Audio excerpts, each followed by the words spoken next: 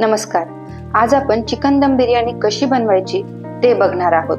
सगळ्यात पहिले chicken बिर्याणीसाठी marination तयार करायचं आहे. ते कसं करायचं ते बघूयात.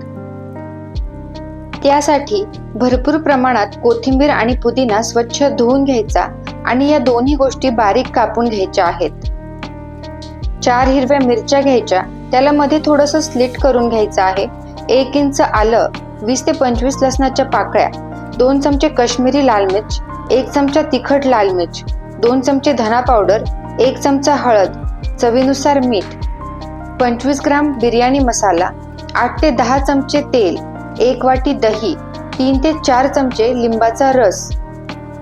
आता आपण जे आलं आणि लसूण घेतलं होतं त्याला ठेचून त्याची बारीक पेस्ट बनवायची आहे. 750 ग्राम चिकन स्वच्छ धुवून घ्यायचे.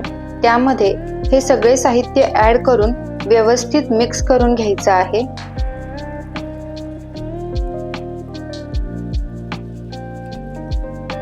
मिक्स झाल्यानंतर झाकण ठेवून 3 ते 4 तास मॅरिनेशनसाठी बाजूला ठेवायचं आहे.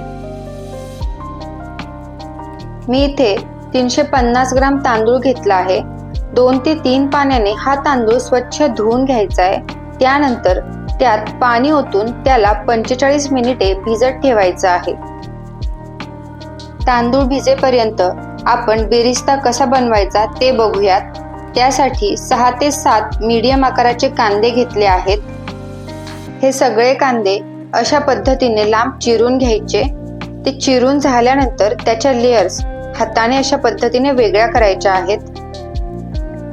सगळे कांदे चिरून झाल्यानंतर कढईमध्ये हाय फ्लेमवर तेल तापायला ठेवायचं.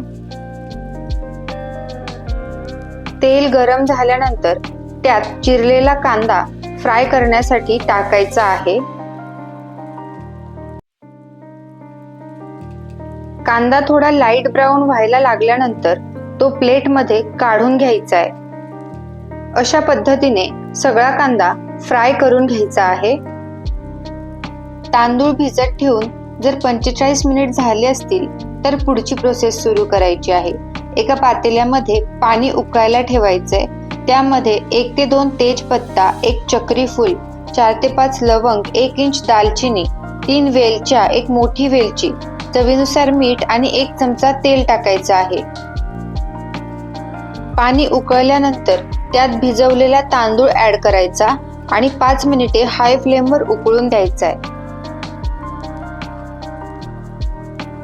5 मिनिटे झालेली आहेत. आता तांदळाचा गॅस बंद करायचा आहे. चिकन मॅरिनेशनसाठी ठेवून 4 तास झालेले आहेत. त्या चिकनवर तळलेला कांदा अशा पद्धतीने पसरवून टाकायचा आहे. आता आपण जो तांदूळ 5 मिनिट उकळत्या पाण्यात शिजवला होता तो झाऱ्याच्या मदतीने चिकनवर काढून घ्यायचा आहे.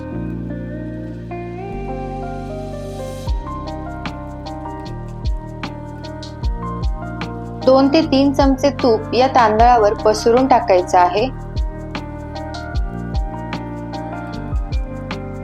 अर्धा कप दुधामध्ये अर्धा चमचा हळद पावडर व्यवस्थित मिक्स करून घ्यायची आणि या तांदळावर पसरून टाकायची आहे.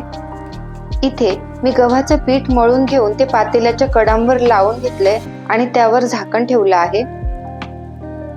आता हे पातेलं हाय फ्लेमवर ठेवायचं आहे आणि त्या पातेल्यावर वजन ठेवायचं. 10 मिनिटानंतर गॅसची फ्लेम लो करून पुन्हा 10 मिनिटे ठेवायचं आहे. लो फ्लेमवर 10 मिनिटे शिजल्यानंतर बिर्याणीच्या पातेल्याखाली लोखंडी तवा ठेवायचा आणि गॅस पुन्हा 5 मिनिटे हाय फ्लेमवर करायचा आहे. 5 मिनिटानंतर गॅसची फ्लेम लो करून 15 मिनिटे ठेवायची आहे. 15 मिनिटे झालेली आहेत. आता गॅस बंद करायचा आहे. पातेलं थोडंसं थंड झाल्यानंतरच ते खोलायचं आहे. आपली चिकन दम बिर्याणी सर्व्ह करण्यासाठी रेडी झालेली आहे. ही बिर्याणी तुम्ही कोशिंबिरी सोबत देखील सर्व्ह करू शकता.